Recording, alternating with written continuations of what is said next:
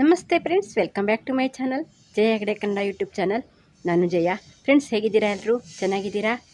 Friends, ಇವತ್ತಿನ ವಿಡಿಯೋದಲ್ಲಿ ನಾನು ಬೋಗನ್ವಿಲಿಯ ಅಂದರೆ ಪೇಪರ್ ಫ್ಲವರ್ ಅಂತ ಕರೀತಾರಲ್ಲ, ಆ ಗಿಡದ ಬಗ್ಗೆ ಒಂದಷ್ಟು ಮಾಹಿತಿನ ಕೊಡ್ತೀನಿ. ಅದನ್ನು ರಿಪೋರ್ಟಿಂಗ್ ಮಾಡಿ ತೋರಿಸ್ತೀನಿ. ಮತ್ತು ಅದನ್ನು ನಾನು ಕಟಿಂಗ್ ಹಾಕಿದ್ದೆ, ಅದು ಯಾವಾಗ ಹಾಕಬೇಕು ಮತ್ತು ಅದನ್ನು ಹೇಗೆ ಕೇರ್ ಮಾಡಬೇಕು, ತುಂಬ ಚೆನ್ನಾಗಿ ಹೂ ಬಿಡಲಿಕ್ಕೆ ನಾವು ಏನೇನು ಮಾಡಬೇಕು ಅಂತ ಒಬ್ಬರು ಕಾಮೆಂಟಲ್ಲಿ ಹಾಕಿದ್ರು. ಹಾಗಾಗಿ ಅದ್ರ ಬಗ್ಗೆ ಒಂದು ವಿಡಿಯೋನೇ ಮಾಡೋಣ ಅಂತ ಮಾಡಿದೆ. ನೀವು ಯಾರಾದರೂ ನನ್ನ ಚಾನಲ್ಗೆ ಹೊಸಬರಾದರೆ ಸಬ್ಸ್ಕ್ರೈಬ್ ಮಾಡದೆ ನೋಡ್ತಾ ಇದ್ದರೆ ಸಬ್ಸ್ಕ್ರೈಬ್ ಮಾಡ್ಕೊಳ್ಳಿ. ಹಾಗೆ ನಾನು ಒಂದಷ್ಟು ವಿಡಿಯೋ ಮಾಡಿದ್ದೀನಿ ಅದ್ರ ಬಗ್ಗೆ ಕೂಡ. ಆ ವಿಡಿಯೋ ಸಿಕ್ಕಿಲ್ಲ ಅಂದರೆ ಕೆಲವೊಂದು ವಿಷಯದ ಬಗ್ಗೆ ಮತ್ತೆ ಕೇಳಿ, ನಾನು ಕಾಮೆಂಟಲ್ಲಿ ಹೇಳ್ತೀನಿ. ಇಲ್ಲಾಂದರೆ ವಿಡಿಯೋ ಲೆಂತಿ ಇದೆ ಅಂದರೆ ಕಾಮೆಂಟಲ್ಲಿ ಹೇಳೋಕ್ಕಾಗಲ್ಲ ಅನ್ನೋದನ್ನು ನಾನು ವಿಡಿಯೋ ಮಾಡಿ ಹಾಕ್ತೀನಿ. ಹಾಗಾಗಿ ನೀವು ಒಂದಷ್ಟು ವಿಡಿಯೋನ ಫಾಲೋ ಮಾಡ್ತಾ ಇದ್ದರೆ ನನ್ನ ವಿಡಿಯೋನ ಎಲ್ಲದೂ ಗೊತ್ತಾಗತ್ತೆ. ಹಾಗಾಗಿ ಸಬ್ಸ್ಕ್ರೈಬ್ ಮಾಡಿಕೊಂಡ್ರೆ ನಾನು ಹಾಕುವ ಎಲ್ಲ ವಿಡಿಯೋದ ನೋಟಿಫಿಕೇಷನ್ ನಿಮಗೆ ಬರುತ್ತೆ, ಎಲ್ಲವನ್ನು ನೀವು ನೋಡ್ಬೋದು. ಹಾಗೆ ಲೈಕ್ ಮಾಡಿ ಫ್ರೆಂಡ್ಸ್, ಒಂದಷ್ಟು ಜನರಿಗೆ ಇದು ಹೆಲ್ಪ್ ಆಗುತ್ತೆ. ಅಂದರೆ ನೀವು ಲೈಕ್ ಮಾಡೋದ್ರಿಂದ ಯೂಟ್ಯೂಬ್ ಎಲ್ರಿಗೂ ಸಜೆಸ್ಟ್ ಮಾಡುತ್ತೆ. ಹಾಗಾಗಿ ಲೈಕ್ ಮಾಡಿ. Thank you. ಇದು ಬೋಗನ್ವಿಲಿಯ ಅನ್ನೋದು ಹೆವಿ ಫ್ಲವರಿಂಗ್ ಪ್ಲ್ಯಾಂಟು ಮತ್ತು ಪರ್ಮನೆಂಟ್ ಪ್ಲ್ಯಾಂಟು. ಇದು ತುಂಬಾ ಹೂ ಬಿಡುತ್ತೆ. ಇದನ್ನು ನಾವು ಪಾಟಲ್ಲೂ ಕೂಡ ಚಿಕ್ಕದಾಗಿ ಬೆಳೆಸ್ಕೋಬೋದು, ಮತ್ತು ನಾವು ಮಣ್ಣಲ್ಲಿ ನೆಟ್ಟಾಗ ಅದನ್ನು ದೊಡ್ಡದಾಗಿ ಕೂಡ ಬೆಳೆಸ್ಕೋಬೋದು. ಪಾಟಲ್ಲಿ ನೆಟ್ಟಾಗ ಅದನ್ನು ಟ್ರಿಮ್ ಮಾಡ್ತಾ ಇದ್ದರೆ ಕೂಡ ತುಂಬ ಚೆನ್ನಾಗಿ ಬರುತ್ತೆ. ಇವೆರಡು ನಾನು ಮಳೆಗಾಲ ಶುರುವಾಗೋಕ್ಕೂ ಮುಂಚೆ ನೆಟ್ಕೊಂಡಿರೋವಂಥ ಕಟಿಂಗು. ಅದು ಒಂದೊಂದು ಟೈಮಲ್ಲಿ ನಾನು ರಿಪೋರ್ಟಿಂಗ್ ಮಾಡಿರೋದ್ರಿಂದ ಒಂದೊಂದು ಸೈಜಲ್ಲಿ ಬಂದಿದೆ ಅಷ್ಟೇ. ಇನ್ನೊಂದು ಗಿಡನ ತೋರಿಸ್ತೀನಿ ಆಮೇಲೆ, ಅದು ಕೂಡ ಆ ಟೈಮಲ್ಲೇ ನೆಟ್ಟಿದ್ದು. ನಾವು ಕೇರ್ ಯಾವ ರೀತಿ ಮಾಡ್ತೀವಿ ಅನ್ನೋದ್ರ ಮೇಲೆ ಹೂ ಬಿಡತ್ತೆ. ಇದು ವೈಟು ಫಸ್ಟಲ್ಲಿ ತೋರಿಸಿದ್ನಲ್ಲ, ಅದು ಈಗ ಹೂವಿಲ್ಲ. ಒಂದು ಸಾರಿ ಹೂವಾಗಿ ಮುಗಿದ ಮೇಲೆ ಮತ್ತೆ ಅದು ಚಿಗುರು ಬಂದು ಮತ್ತೆ ಹೂವಾಗಬೇಕು. ಹಾಗಾಗಿ ನೋಡಿ, ಇದೆಲ್ಲ ಮತ್ತೆ ಚಿಗುರು ಬರ್ತಾ ಇದೆ. ಈ ರೀತಿ ಒಂದು ಸಾರಿ ಹೂವಾದರೆ 1 ತಿಂಗಳಾದರೂ ಇರುತ್ತೆ. ಅದು ಮತ್ತೆ ಒಂದು 15 ದಿವಸ ಚಿಗುರ್ಲಿಕ್ಕೆ ಬೇಕಾಗತ್ತೆ. ಆ ಟೈಮಲ್ಲಿ ನಾವು ಇದಕ್ಕೆ ಗೊಬ್ಬರಗಳನ್ನು ಹಾಕಬೇಕು. ಇದಕ್ಕೆ ನೀವು ಯಾವುದೇ ರೀತಿ ಗೊಬ್ಬರಗಳನ್ನು ಹಾಕಿದ್ರೂ ಪರವಾಗಿಲ್ಲ. ನಾವು ಪಾಟಲ್ಲಿ ನೆಟ್ಟಾಗ ಒಂದಷ್ಟು ಗೊಬ್ಬರಗಳು ಬೇಕಾಗತ್ತೆ. ಹಾಗೆ ಮತ್ತು ಇದಕ್ಕೆ ನಾವು ನೀರನ್ನು ಕಡಿಮೆ ಹಾಕಬೇಕು. ಬಿಸಿಲು ತುಂಬ ಬರೋವಂಥ ಜಾಗದಲ್ಲಿ ಇಡಬೇಕು. ಅಂದರೆ ದಿನವಿಡೀ ಬಿಸಿಲು ಬಂದರೆ ಇದಕ್ಕೆ ತುಂಬ ಚೆನ್ನಾಗಿ ಹೂವಾಗತ್ತೆ. ಅದಿಲ್ಲ ಅಂದರೆ ಉದ್ದವಾಗಿ ಬೆಳೆದ್ಬಿಡತ್ತೆ, ಹೂವು ಕಡಿಮೆ ಬರುತ್ತೆ. ಮತ್ತು ನಾವು ಇದಕ್ಕೆ ನೀರನ್ನು ತುಂಬ ಹಾಕೋ ಅವಶ್ಯಕತೆ ಇರಲ್ಲ. ಮೇಲಿನ ಮಣ್ಣು ಡ್ರೈ ಆದರೆ ಮಾತ್ರ ನೀರು ಹಾಕ್ಬೋದು. ತುಂಬ ಬಿಸಿಲು ಬರೋವಂಥ ಜಾಗದಲ್ಲಿ ಇಟ್ಟಾಗ ನಾವು ದಿನಕ್ಕೆ ಒಂದು ಸಾರಿ ಸ್ವಲ್ಪನೇ ನೀರು ಹಾಕಿದರೆ ಸಾಕಾಗತ್ತೆ, ತುಂಬ ನೀರು ಬೇಕಾಗಲ್ಲ. ಆ ರೀತಿ ನಾವು ಗಿಡಗಳನ್ನು ಕೇರ್ ಮಾಡಬೇಕು. ನಾವು ಬಿಸಿಲು ಬರುವಂಥ ಜಾಗದಲ್ಲಿ ಇಟ್ಟರೆ ತುಂಬ ಚೆನ್ನಾಗಿ ಹೂ ಬಿಡುತ್ತೆ. ನೋಡಿ, ಇದು ನೋಡಿ ಇಷ್ಟು ಚೆನ್ನಾಗಿ ಹೂವಾಗಿದೆ. ಅದನ್ನು ರಿಪೋರ್ಟಿಂಗ್ ಮಾಡಿದ್ದೆ, ಹಾಗಾಗಿ ಇಷ್ಟು ಚೆನ್ನಾಗಿ ನೋಡಿ. ಇದು ಕೂಡ ನಾನು ಅದೇ ಟೈಮಲ್ಲಿ ನೆಟ್ಟಿದ್ದೀನಿ. ಇದು ಚೆನ್ನಾಗೇ ಬಂದಿಲ್ಲ, ಯಾಕಂದರೆ ನಾನಿಲ್ಲಿ ರಿಪೋರ್ಟಿಂಗ್ ಮಾಡಿಲ್ಲ. ಕಟಿಂಗ್ ಹೇಗೆ ನೆಟ್ಟಿದ್ದೀನೋ ಹಾಗೆ ಬಿಟ್ಬಿಟ್ಟಿದ್ದೀನಿ. ಅದಕ್ಕೆ ಯಾವ ರೀತಿ ಕೇರಿಂಗೂ ಮಾಡಿಲ್ಲ. ಕೇರಿಂಗ್ ಮಾಡಿದರೆ ಮಾತ್ರ ಗಿಡಗಳು ತುಂಬ ಚೆನ್ನಾಗಿ ಹೂ ಬಿಡುತ್ತೆ. ನಾನು ಇದಕ್ಕೆ ತಿಂಗಳಿಗೆ ಒಂದು ಸಾರಿ ಆದರೂ ಈ ಟೀ ಮಾಡ್ತೀವಲ್ಲ, ಟೀ ಮಾಡಿ ಸೋಸಿರೋವಂಥ ಟೀ ಪುಡಿನ ಹಾಕ್ತೀನಿ. ಹಾಗೆ ಎಲ್ಲ ಫರ್ಟಿಲೈಸರನ್ನು ಹಾಕ್ತೀನಿ.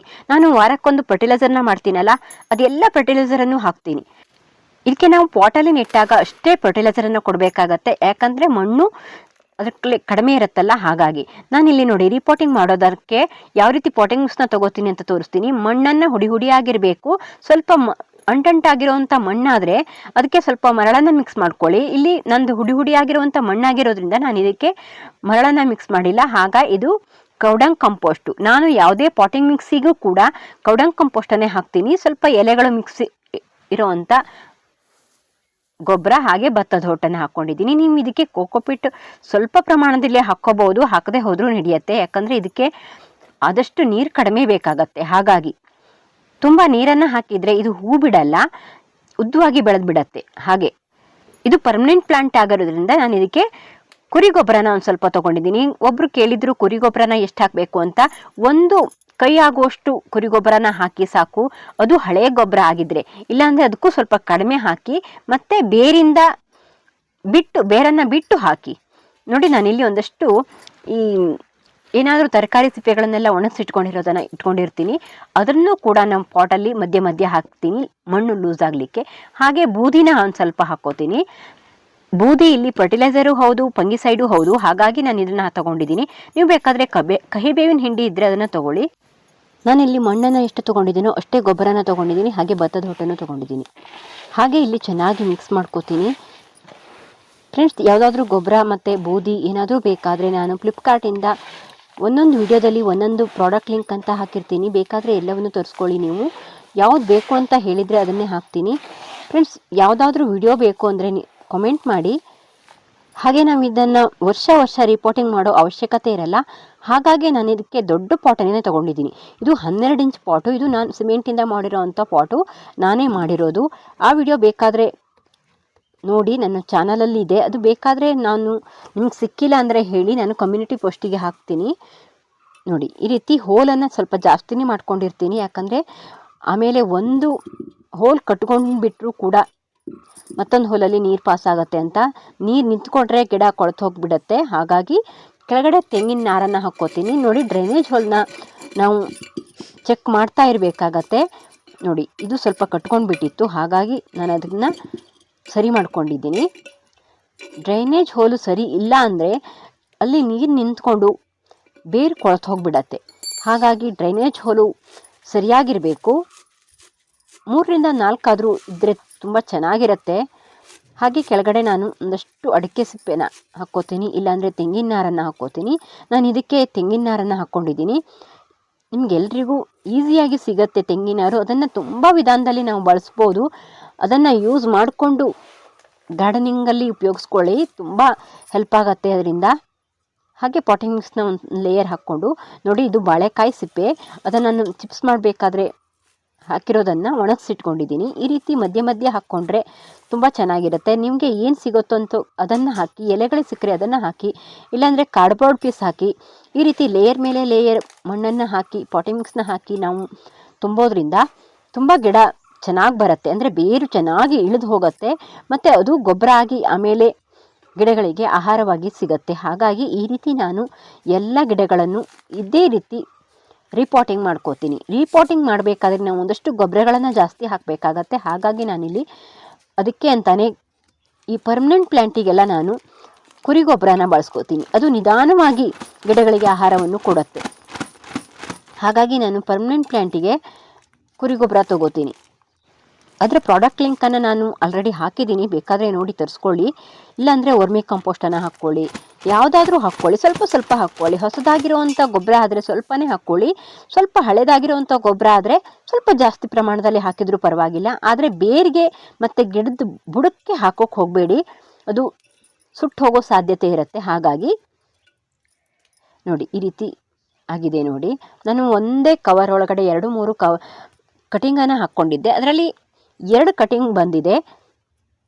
4 ಕಟಿಂಗಲ್ಲಿ 2 ಕಟಿಂಗ್ ಚೆನ್ನಾಗಿ ಬಂದಿದೆ. ಇದನ್ನು ಹೀಗೆ ನೆಡ್ತೀನಿ ನಾನು.